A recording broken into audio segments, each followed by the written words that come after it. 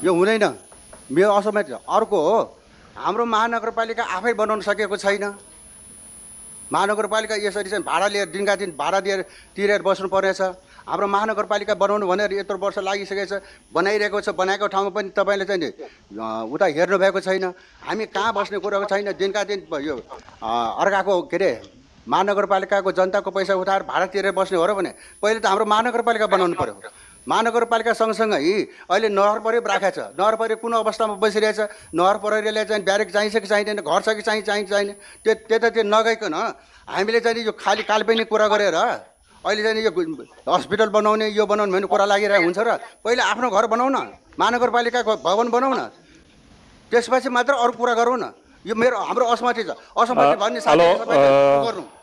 यसमा काकालाई म अनुरोध गर्न चाहन्छु, यो चाहिँ हामीले महानगरपालिकाको अस्पताल निर्माणको गर्नको लागि स्काउटको जग्गा भाडामा लिने सम्झौता हो।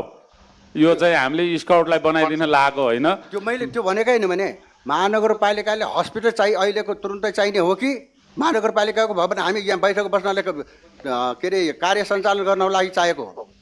मैले यो यसमा यो गर्नु गयो भने अर्को कुरा हामीले बल्ल बल्ल यो कुरा तपाईँले भनेर नखेर अप्ठ्यारो पर्ला भन्न त्यही अब दिनुहुन्न, कसैले दिनुहुन्न भनेर अरूलाई जग्गा अधिग्रहण गरेको जग्गा स्काउटले दिएको जग्गा त्यो कसैले दिनुहुन्न भनेर त मुद्दै परिरहेको छ त्यहाँ।